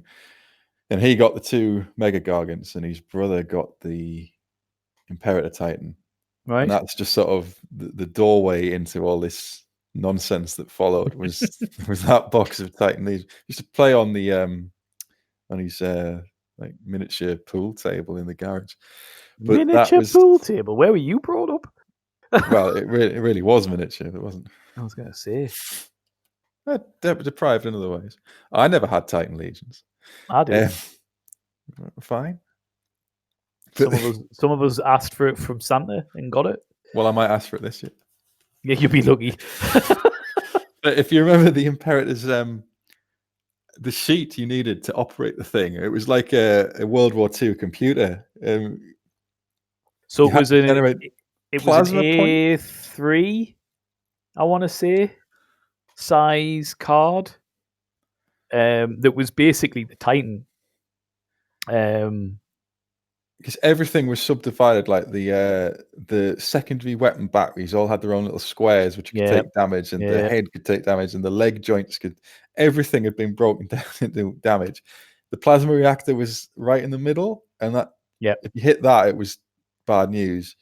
And you put plasma tokens or something to the different systems, and you could. So every turn he rolled. Oh God! Now you're testing me memory. I think it was 2d6 to see how much plasma you got, and then you basically would put it in the reactor core in the middle, and then you could put it on different things. So the cannon, the Hellstorm cannon, was 1 off the top of my head. The shield control was 1. The fire control was 1. The engines was 1. And then I believe the plasma annihilator was like 5, maybe 4, 5, because you could power it up to different levels. And so if you were really lucky, was it 2d6? Maybe it was only 1d6. Maybe it was only 1d6. But anyway, you roll the dice, and that's how much plasma you got. And if you were really lucky, you got enough to power everything. If you weren't, then you had to choose what you did. And loads of people used to just ignore the engines because it was irrelevant. You didn't want to do it. But there was a you could overpower stuff as well. So because the plasma icons had 2 colors, they had green and they had red, and so you could put something in it green, and it would do one thing. You could put something in it red, and it would overpower it. But obviously, you had more chance that you would take extra damage and all the rest of it. And then you would have garrisons inside the Titan. Right. It could have Space Marine and Imperial Guard. Because its feet were like it had massive doorways on its feet. Yeah, that were on the model, and you could have. So what you would do is original Space Marine, the troops were on square bases, and then when it changed to Epic, they went to rectangular. So they went 5 wide, and the original one was a square, like a cross of 5. And the square bases fitted on the card in the slots, so you could literally put Imperial Guard units in the legs, in the bases, and then what it would do is it would give you that would give you like your secondary weapons dice and things like that. And if you didn't put a squad in there, it would tell you what you minused from your secondary weapons and things like that. And then you had to have there was the bridge squad, which was Mechanicus, and it was a little card token, if I remember rightly.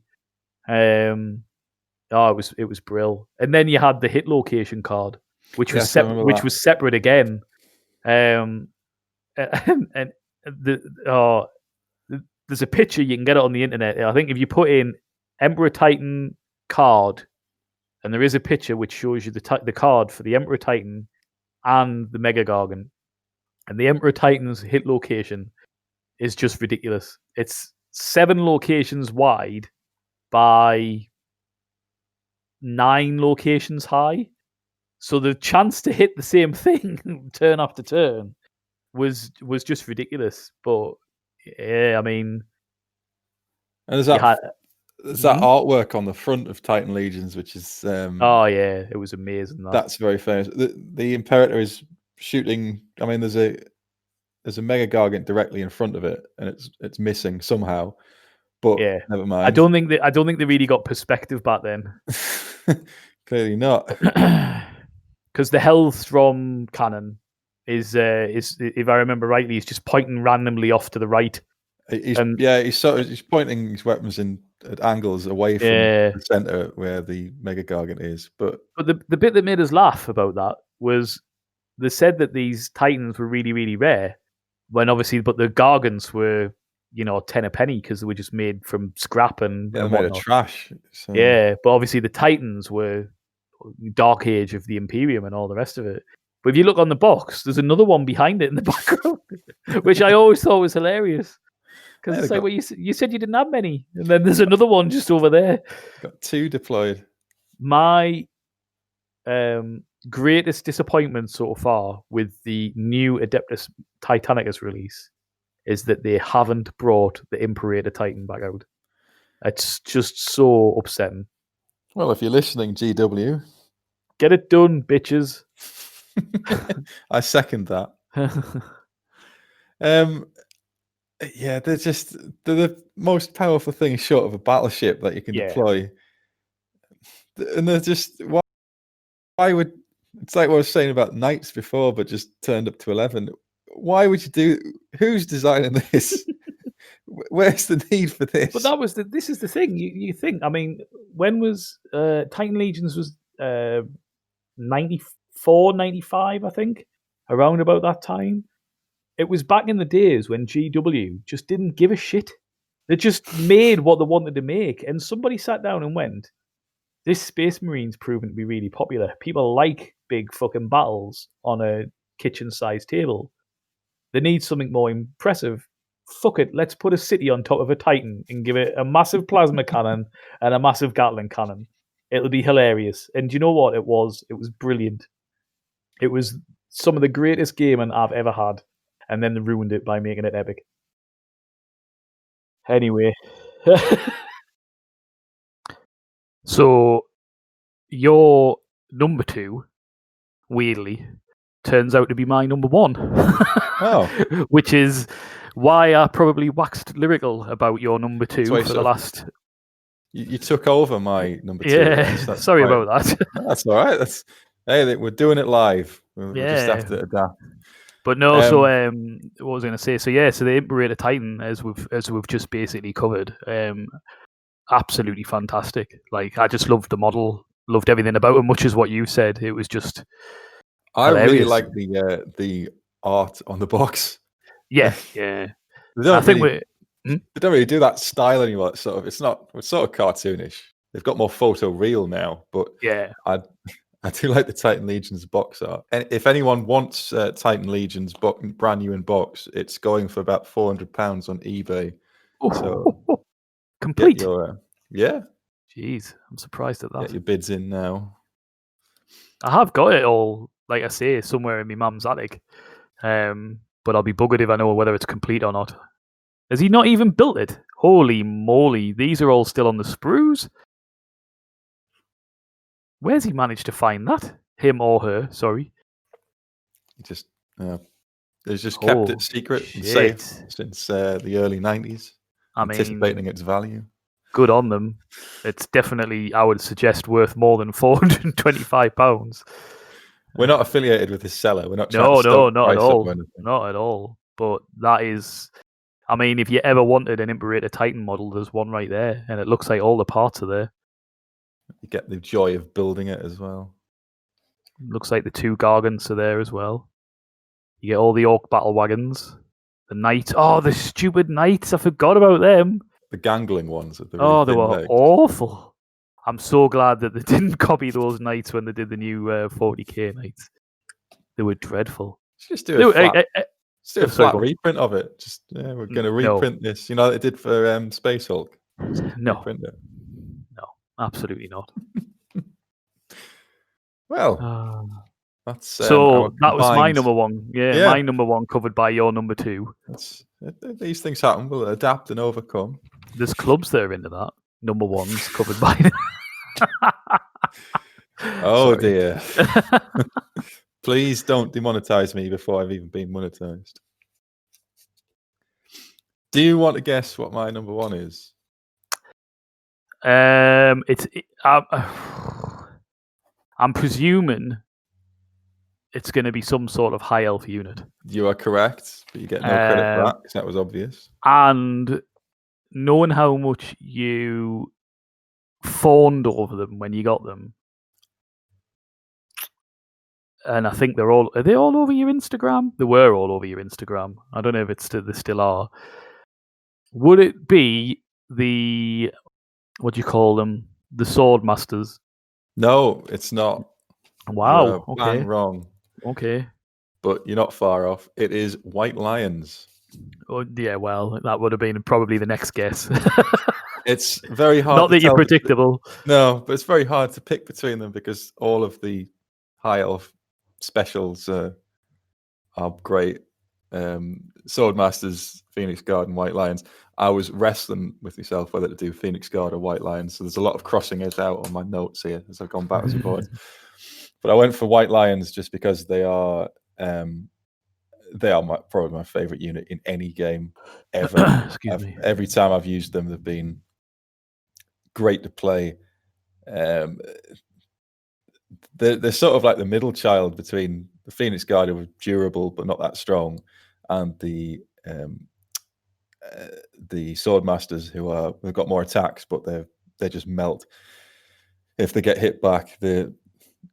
The White Lions are very strong. The fact that they're the strongest elves you can get, they're strength 4 elves. Imagine that. That's ridiculous. So they get, with the great weapons, they're strength 6, so they can just carve through a lot of high toughness units. They can take on a lot. They're stubborn, so they're not going to go anywhere. And when you pair them with Alarielle and start getting her buffs, they start becoming very resistant to damage with their ward save that she gives them. And then if you wanted to be monstrous, you could put the Banner of the World Dragon in there, which their standard bearer can take, so you can't get rid of it until you kill him at the end. And then you've got a unit of, well, a horde, because you would obviously run it in a horde, of 2 up ward save, strength 6, stubborn, sort of like a mincing machine, really. They are good, and it was probably one of the few things I liked about fantasy was the way that they seemed to be able to balance martial prowess quite well with units, and that's a prime example of elves are particularly squishy. I mean, toughness Yes. 3 normally, strength 3. Yeah, and their armor's The not much to go on either. no, their armor's not great. And again, I like another thing in fairness that I did like about fantasy is nothing was invincible like it is in 40k or feels invincible. So you can be stood there in full plate armor with a big, massive 2-handed sword, but you've got a 6+ saving throw because you've got no shield. You're not very maneuverable. I liked the way that it kind of was a bit realistic to what we presume fighting in that sort of time period would have been like. If you're wearing a full plate of armor and you've got no no shield, then you're fairly indefensible. You can't really do anything, can you? You know what I mean? Yeah, your highest quality armor usually, unless you're getting into dwarven stuff or full plate, is 5+. That's your heavy armor save. So and anything above strength 3 is starting to bite into that armor save. Yeah. But the high elf background for the White Lions is great as well. Calidor, who's the one of the best Phoenix Kings, when he receives news that he's going to be the next king, he's walking along to the Shrine of Assyrian. Dark elf assassins intercept him and kill his entourage. And then these Tracian woodsmen just turn up and chop them all to pieces. And to recognize them, so, well, you're now the king's bodyguard. So I like again, with what I was saying before about the high elves, that they're not the typical representation that you get in other works of fiction, that they're just like standoffish and they don't really get involved, and they're like burly woodsmen.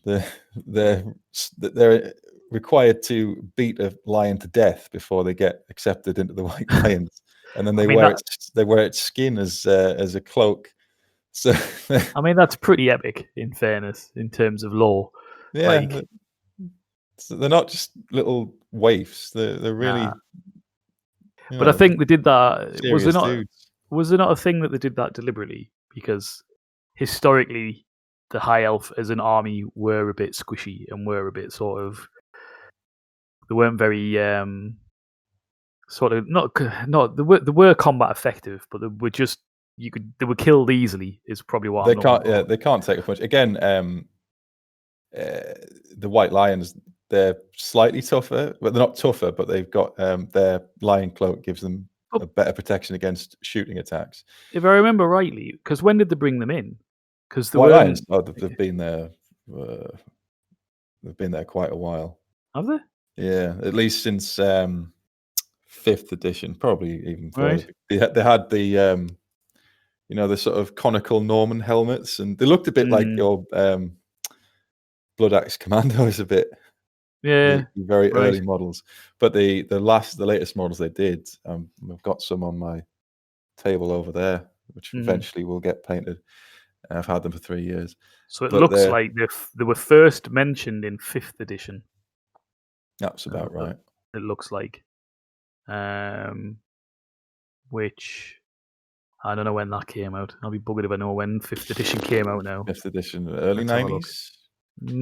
Bit later than that, I think. 95. Let's have a look. 5th edition. Well, 6 was 2000, wasn't it? So yeah, 96, 97 maybe. Where's the date of release? Why are websites so poo? 1996. 96, yeah. 96. So that's when they were first mentioned, according to one of these sites, one of these wiki sites. Which I was surprised at, to be fair, because I mean, again, I wasn't a massive fantasy player, but White Lions, when I remember them coming out, it was a bit later on, like sort of 7th or maybe, well, no, not 8th edition, but maybe 7th edition of fantasy, because I remember they brought out the new models and they made a really big fanfare of it, which I think are the models that you've got now, with the chariot and stuff and all that kind of. Yeah, they're much the later models for the high elves are great. Yeah. Especially the white lions. They've got the big shoulder piece, and the axes look great, and all the stuff they did for the high elves before the old world was imploded. I'm a big fan of. But yeah, it's that edge. The Phoenix Guard are nice, and they're really good in combat. But just for the fact that these are elves that can punch out a lion and then skin it and then go for a big fight, Yeah. just not really what you associate with elves. But I have taken the White Lions to tournaments, and I've done. I didn't win, but a solid mid-table for some of them. Right. And that's a lot of fun because, yeah, the White Lion Horde Alariel combination is a bit of a power gamer move, but other people in tournaments bring their armies equivalent of that. So seeing what it can go up against and what it can survive against, that I do enjoy that. That's why I like tournaments. I know some people don't. I fucking hate them. But mainly because of what you've said there. Like, when you go to a tournament, everybody goes with the most powerful, the best written. I like that. You know that's what's going to happen. You can't say, "Oh, I went to a tournament with a nice fluffy list and then amazing elves destroyed." No, absolutely not. I'm not saying that at all. But I think I just don't. When I play 40k or when I play any tabletop game, and I've said this for years, and the other lads will say this as well. I think I've said it to you before. I don't play because I'm a competitive bastard. I play because I enjoy just playing the game, and I that's always been my sort of motto, if you like, always been my philosophy when it comes to tabletop games. Is there's nothing wrong with playing competitively if you want to, and I know there's people out there who enjoy it. It's just not for me because making it, I'd just basically be like, I can't be fucking arsed. What's the point? I know I'm going to lose. I know I'm just going to get smashed off the table. I can't. What's the point? And anyway. So White Lions was your number one. White Lions was number one. I've used them a lot in tournaments, and they're very. I remember the one I went down to Worcester, which is probably. That was probably the one I enjoyed the most. I've enjoyed them all, but that one was like a real trip out. We had a day's drive down to Worcester, stay over. Well, it was a lot of fun. And I played the Dark Elves, which I think I discussed before, where it was the White Lion block versus the Witch Elf Cauldron of Blood Horde, and that was a great game. It's one of the best games I've ever played. Right. Just because it was such on a knife edge, and it was such a grudge match. And my opponent was a really nice fella as well. And then the second after that, I played the Wood Elves, which again, like you're saying, you've got to close the gap immediately as soon as you can, because they will just shoot you to pieces. And if you can't catch them, there's nothing you can do about it. Yeah. So that was sort of the White Lion Horde trying to get as close as to whatever they had, because the units are all like disparate and all over the place, and you don't really know where to point the units at. You don't know which unit to point it at. So that was that was fun, because I haven't that much experience playing against the Wood Elves. So here's a question for you. Go on.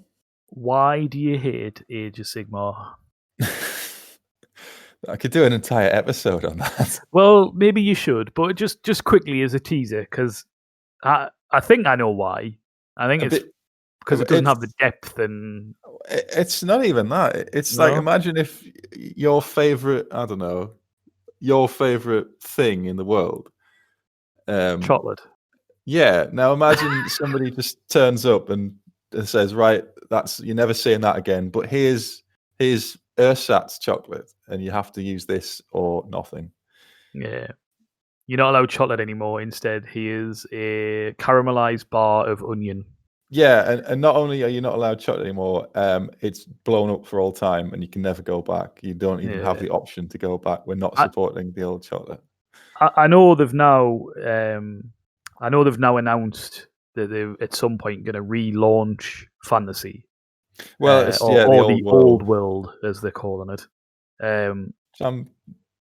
I'm reasonably optimistic about I am interested to see what they do with it because I still, although I never really got into fantasy or played it, I still like to see what they do with it because oftentimes, as you'll be well aware, there's ideas flip flop between the two systems of 40k and fantasy. And I hope they stick to square bases. I don't know how they're going to do it, or well, you see, that's the issue, isn't it? Because they've switched everybody over to round bases now, and the way Games Workshop have been going, I can see them doing something so that they don't have to do a second range. And everybody that's got Age of Sigmar stuff can use it for Old World, maybe, or I don't know, because obviously a lot of the Age of Sigmar stuff didn't exist in Old World, like the Land Marines, whatever the hell they were called. So it'd be interesting because I think it's going to be a prequel. And my theory, based on nothing, is it's going to be set in the time of the Three Emperors. You know what the prequels are like. They'd be really good. I think you know how we've done fantasy. We know about like the time of Karl Franz and all that. We know all about that. Yeah, they could go back to it, but you know how it ends. It's going to blow up. Yeah. But if you went back, and I think the time of the Three Emperors would be a good time to do it because it's like the empire's at its lowest ebb. Yeah. But there's a lot that you could do with different factions and different people getting involved and who's going to be the emperor, and then it's all resolved by Magnus the Pious. So if you just wanted to do a set time, a set game, and a direction to head it in, you could do that. But I'm not basing that. I don't know anything. I don't know. No, that's just that's just what I personally think would be a good. I mean, they could do all sorts with it if they did that. I mean, depends how far back they wanted to go. But you've got the well, they've released Kislev teasers, haven't they? So well, this is true. Yeah, you know it's going to be at least. It's not going to go back to like the first Chaos Invasion or the War of the Beard or anything like that. Well, I think that just about brings us to the end of this episode. I'm not sure who we're going to get on next time. I think Gavin or Ian is hopeful, unless obviously your man Duncan gets in. He's not returning my calls anymore. No, I wonder if it was because you said he got caught with a load of cocaine. I didn't say that. I just heavily implied it. There's a legal difference. Sue me. He might. He's got all that Painting Academy cash. He doesn't need any of mine. All right. Well, thank you very much, Vince. It's been thank you. A pleasure. Thanks all of you. I'll see you next time. Ta-da.